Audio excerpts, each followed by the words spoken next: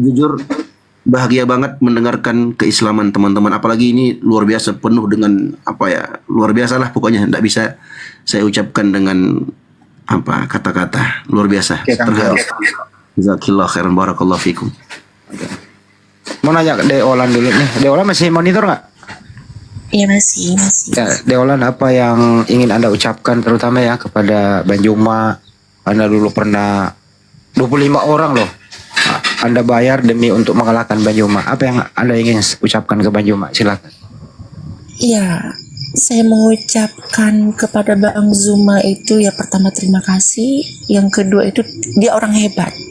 Dia orang hebat. Kenapa saya bilang dia orang hebat? Banyak yang saya utus,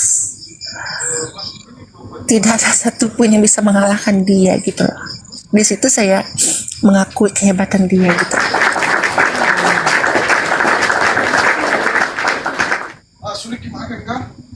Ya, dan gimana ya? Nggak bisa kita cari celah dia itu untuk berdiskusi, itu nggak bisa karena jawaban-jawaban dari dia itu ada gitu loh. Karena sesuai dengan pemikiran, dengan data pun sesuai gitu. Jadi di situ mikir juga, sempat juga kadang kayak ketawa gitu kan, ini orang gimana ya, kok bisa ya, kok nggak bisa gitu. Maksudnya itu pengen maaf ya, banyak orang yang menghancurkan, dia pengen menghancurkan itu banyak gitu ya. Jadi di situ kayak ayo udah deh, dia orang hebat, dia orang pintar gitu. Dia tuh berbicara bukan menggunakan asumsi, tapi menggunakan akal dan pikiran gitu. Di situ saya salut sama dia, sama beliau. Iya ya, udah setengah mati bayar orang 25, gak ada yang bisa ngalahin Banjuma. Waktu itu Deolan gak kecewa apa sama mereka? Iya pasti kecewa dong. Itu gak sedikit loh bayarannya loh. Kecewa pastinya, cuman kan mau diapakan gitu. Kadang berdiskusi ya udah mepet kan, udah saya WA, udah kabur, udah nah gitu, udah nggak usah dilanjutin gitu, karena saya tahu gitu loh, ya ujung-ujungnya agama saya kan akan terpojok gitu loh, itu sih. Dan itu bahasa jawabannya untuk Olan gini Bang Handi. Bang Zuma ini memang tidak pernah menceritakan bebannya, Olan. Bang Zuma ini, laki-laki Bang Zuma ini tidak pernah menceritakan bebannya. Tapi coba tanya sama Bang Zuma, apa yang dipikirkan? Pasti dia nggak mampu menahan air matanya. Karena Bang Zuma itu cuma pengen semuanya tuh selamat. Semua tuh pengen bersama-sama, wala tamutunna illa wa antum muslimun.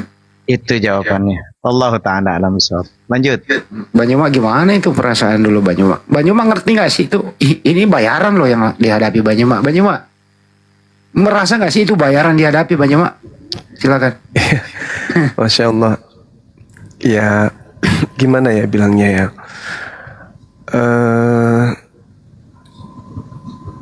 Apa ya sahabat-sahabat sekalian ya, guru-guru kita yang ada di sini ya, bahwa yang kita alami selama ini kan ya, berdebat, berdiskusi itu kan memang bukan kita itu mau disanjung atau bukan mau mendapatkan hal pencapaian duniawi, tapi semata-mata karena Allah. Karena biar bagaimanapun saya pribadi dibesarkan dari kalangan orang tua yang memang fanatik. Mereka, kedua orang tua ini orang yang dituakan ya, dituakan di kalangan orang-orang di kampung. Mereka punya nama, mendidik kita bagaimana mencintai sesama manusia. Jadi pernah saya bercerita, teman-teman sekalian, kenapa saya terjun di dunia apologet. Beberapa saat yang lalu, saat saya masih mahasiswa, ada kejadian ini ya pasti kita tahu lah, di tahun 98 sampai tahun 2000. Salah satu korban itu adalah kakak kandung saya sendiri. Meninggal hari itu juga bertepatan dengan Idul Fitri dan Natal. Tahun 2000 itu bertepatan Natal dan Idul Fitri. Dari sanalah kemudian ketika para bantuan-bantuan ini datang dari berbagai macam tingkatan kemasyarakatan, dari pemerintahan dan seterusnya, mama saya hanya teriak di sela-sela dia sholat. Teriak di sela-sela dia sholat. Teriaknya itu ya memanggil Allah atas perginya anak beliau, dia ikhlaskan. Kemudian bapak marhum juga didatangi, ya boleh dibilang penggawa-penggawa. Mari kita satukan tekad untuk kemudian meratakan perkampungan mereka. Tapi orang tua saya mengatakan, kita ada pemerintah. Negara ini bukan negara agama. Kita punya pemerintah, kita serahkan kepada pemerintah. Saya ikhlas anak saya syahid. Itu kata orang tua saya waktu itu. Saya sendiri mendengarkan itu juga terenyuh dengan pernyataan orang tua. Hanya saja saya nggak sanggup mendengarkan tangisan ponakan-ponakan saya yang masih kecil ditinggal sama orang tuanya. Kemudian saya mengambil sebilah parang, ya sebilah pedang waktu itu, memimpin 3 teman saya untuk masuk di perkampungan mereka 3 malam berturut-turut. Alhamdulillah saya tidak bertemu dengan musuh. Padahal dari ujung kampung sampai ujung kampung mereka saya teriak sejadi-jadinya. Tapi karena mungkin mereka sadar ini adiknya korban yang berasal dari Makassar, kasihan kalau dia juga jadi korban. Orang tua mereka itu baik. Nah, ini jawaban kenapa saya tidak mereka jadikan korban kedua dari abang saya. Kata mereka, kami mengenal orang tuamu, kami mengenal keluargamu, kakakmu korban itu hanya karena salah sasaran aja. Dari sejak itulah kemudian singkat cerita orang tua maksa saya balik ke kota Makassar. Hari ini juga anak itu harus kembali ke Makassar, karena kalau tidak dia akan memperkeruh suasana. Saya sampai di Makassar, saya berpikir panjang. Kami dari kecil bersama dengan orang-orang yang beda akidah, tetanggaan kita kecil bermain bersama. Kok jadi kayak gini ceritanya? Akhirnya adakah solusi untuk itu? Nah, muncullah pemikiran saya. Oh, mereka ini nggak paham tentang Islam, mereka ini nggak paham tentang kebenaran, bahkan paham tentang Bible aja mereka ini tidak. Yang mereka tahu, mereka anak Tuhan, mereka ajaran kasih, tapi mereka tidak mengerti tentang seluk-beluk munculnya doktrin dan dogma itu yang mencuat di permukaan. Mereka tidak ngerti isi dalamnya. Akhirnya saya belajar. Belajar ini pun, sahabat-sahabat sekalian, saya mendapatkan pertentangan dari keluarga. Keluarga menentang keras. Sampai beberapa buku-buku saya yang terkait dengan perbandingan agama itu disobek habis-habisan. Laptop saya jadi sasaran, semuanya jadi sasaran. Tapi saya tidak pernah berhenti.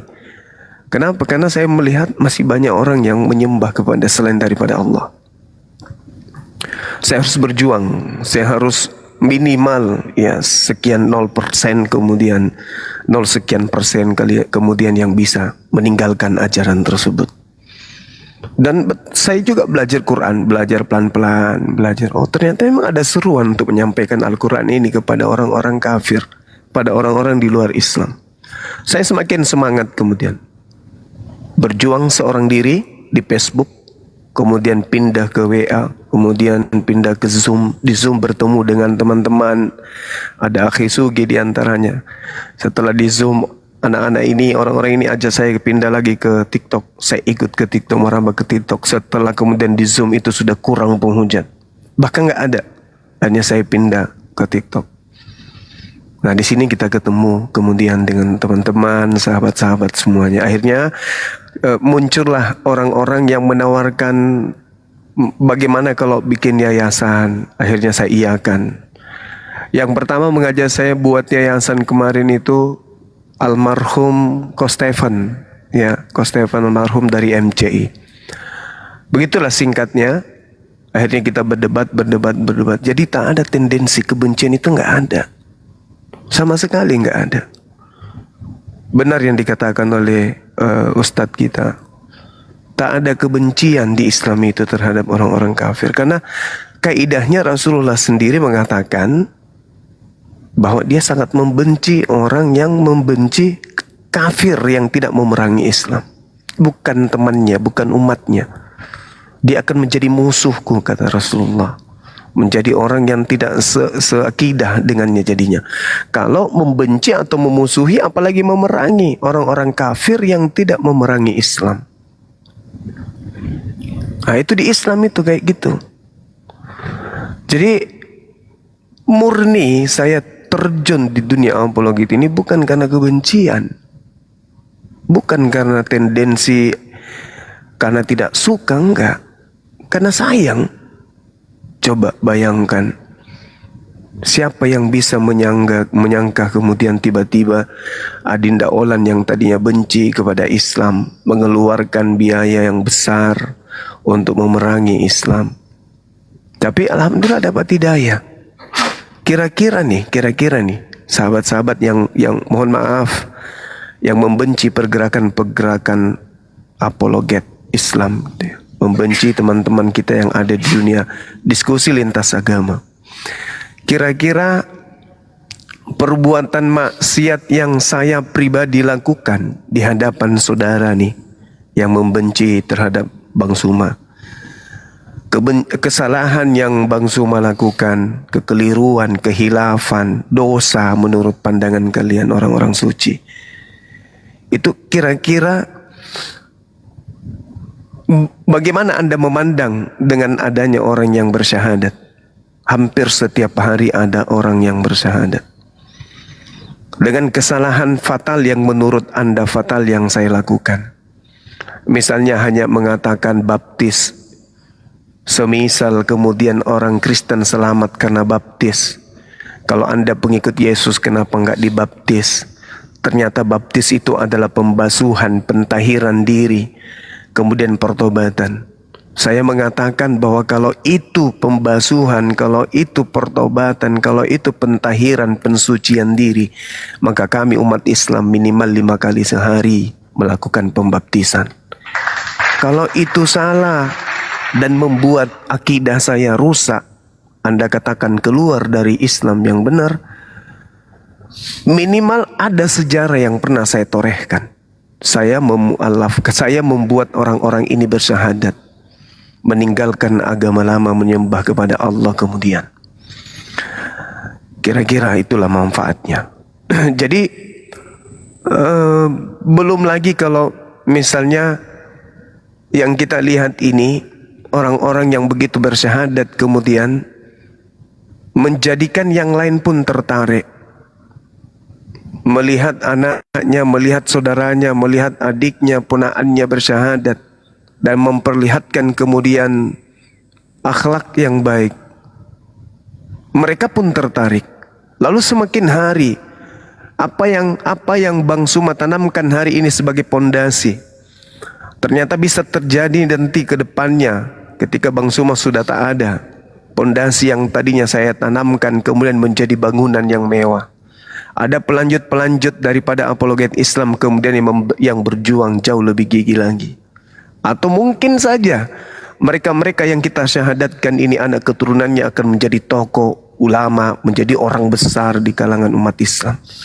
Siapa yang bisa menutup itu, menyatakan itu tak akan mungkin terjadi. Bisa aja itu terjadi. Jadi sekali lagi saya katakan bahwa kalaupun saya keras, kalaupun saya kadang tertawa berlebihan, kalaupun saya keliru dalam hal menyampaikan, tapi minimal ada hal positif yang dilahirkan dari sana.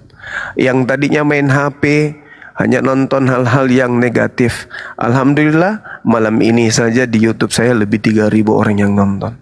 Minimal mereka mendapatkan hal-hal positif Minimal mereka lebih semangat lagi beribadah. Lah kalau mereka yang tadinya orang-orang kufur di luar Islam saja menangis ketika mereka memeluk Islam, ketika mereka menyatakan diri mereka menjadi hamba Allah. Mereka yang tadinya Islamnya hanya sekedar Islam, hari ini alhamdulillah banyak yang sudah mengucurkan air mata menangis dalam ibadah, dalam sholat. Kenapa? Karena mendengarkan perdiskusian. Karena melihat orang-orang ini yang bersyahadat begitu semangat mereka beribadah. Kok kita yang dari lahir sholatnya cuma segini aja? Sudah dinasihatin para ulama, sudah turun tangan siang dan malam masjid menyuarakan kebenaran, bagaimana ilmu tauhid, bagaimana sholat, bagaimana dan seterusnya. Tapi biasa-biasa ajanya. Tapi begitu melihat perbandingan agama, diskusi yang ada di sana, semakin orang menghujat Allah, semakin orang merendahkan Nabi Muhammad, semakin melahirkan girah orang-orang ini, semakin khusyuk di dalam beribadah. Itu salah satu manfaat daripada debat diskusi agama ini.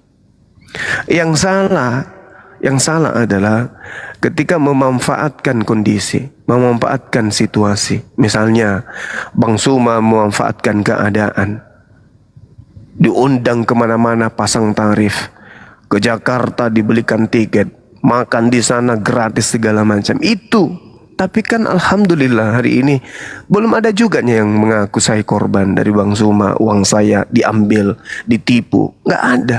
Sementara kita udah bertahun. Artinya ya niatan memang semata-mata karena Allah. Mungkin penilaian kita ajanya yang berbeda, atau mungkin dari cara saya yang salah, atau cara saya yang keliru kemudian. Tapi paling tidak saya tahu bahwa apa yang saya perjuangkan ini adalah untuk menyelamatkan saudara-saudara saya. Ya minimal kalau misalnya nanti saya nggak ada di surga, orang-orang yang bersyahadat tadinya itu bisa minta kepada Allah, ya Rabb, mana saudara kami Bang Suma?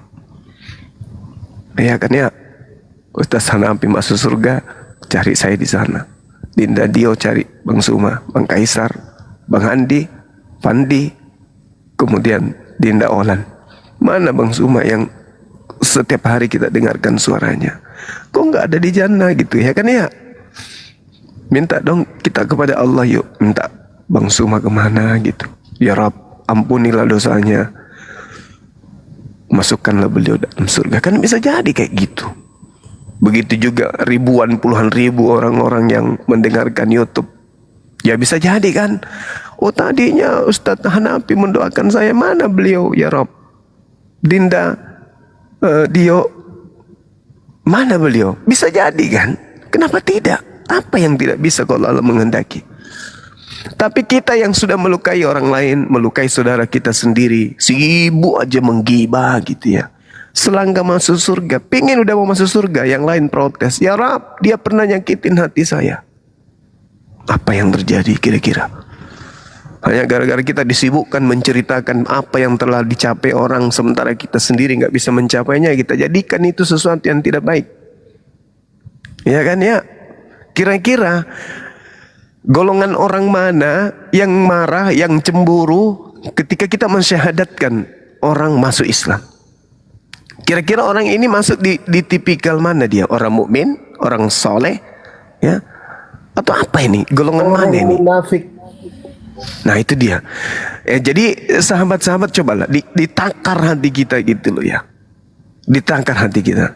Kok sampai marah, sampai cemburu. Dan anehnya lagi, ketika ada yang murtad dari yang disyahadatkan ini, seakan-akan Anda mendapatkan berlian yang jatuh dari langit sebesar 5 ton. Bahagianya minta ampun. Ini apa gitu loh? Apa yang salah?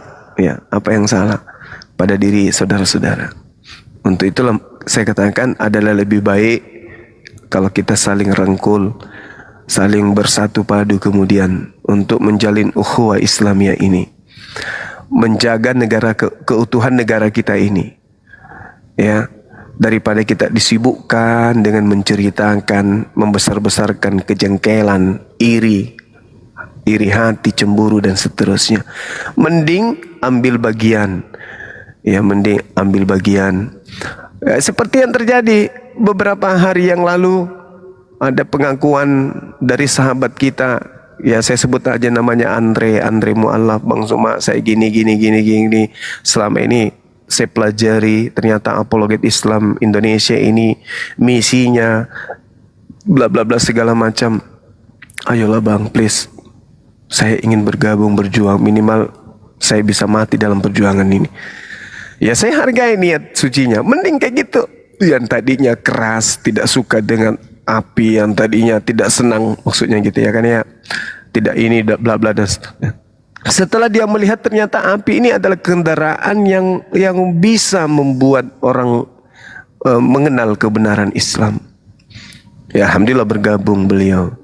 Ya saya pesan sama dia, jaga marwah, jangan mau tergoda sama awewe, jangan tergoda sama grandong, jangan tergoda dengan kecantikan dan seterusnya, jangan tertipu dengan donasi, jangan Anda mau dipancing dengan uang dan seterusnya. Tetaplah istiqomah. Tidak ada makan puasa, ya. Jangan coba untuk memanfaatkan situasi kemana-mana minta bla bla bla, dan jangan ditiru yang kayak begitu. Itu enggak bagus. Kecuali sifatnya untuk umat. Saya ulang, kecuali sifatnya untuk umat, bukan untuk kepentingan pribadi.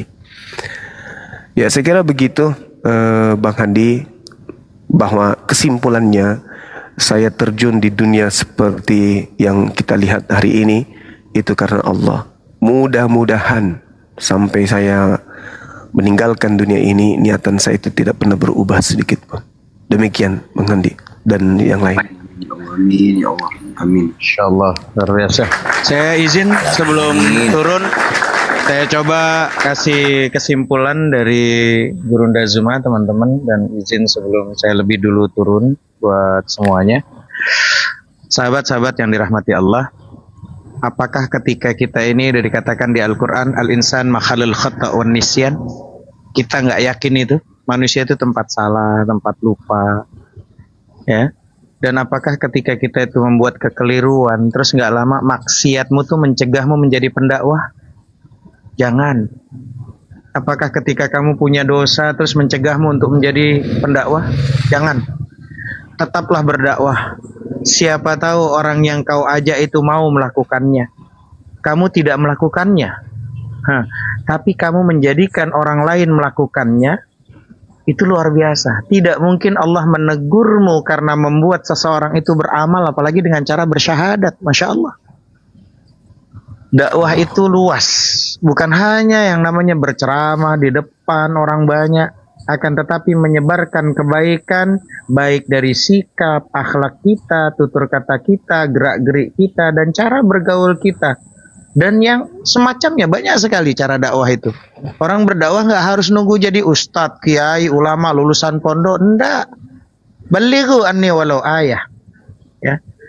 Kita juga teman-teman ingat, yang soleh itu bisa salah. Saya ulang lagi. Yang soleh bisa salah. Yang salah bisa jadi orang soleh. Terus yang salah itu siapa? Yang salah adalah yang telah merasa soleh, atau yang soleh yang merasa tidak pernah bersalah.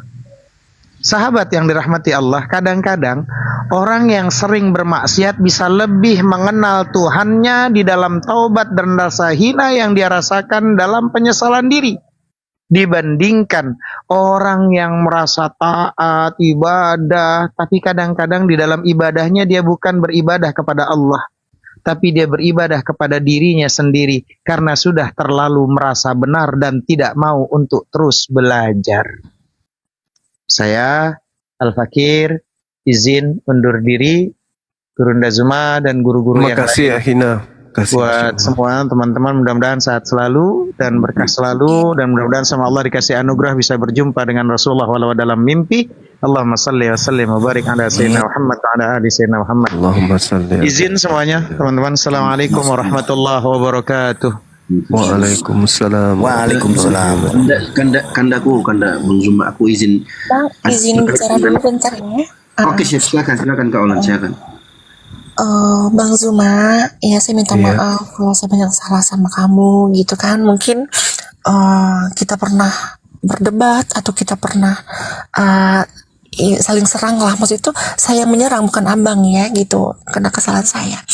Ya, buat Fandi, Bang Handi, saya juga minta maaf. Bang Kaisar, Bang Dio, ya semua dari sini buat teman-teman yang di Komal TikTok ini, saya minta maaf kalau saya punya salah sama kalian.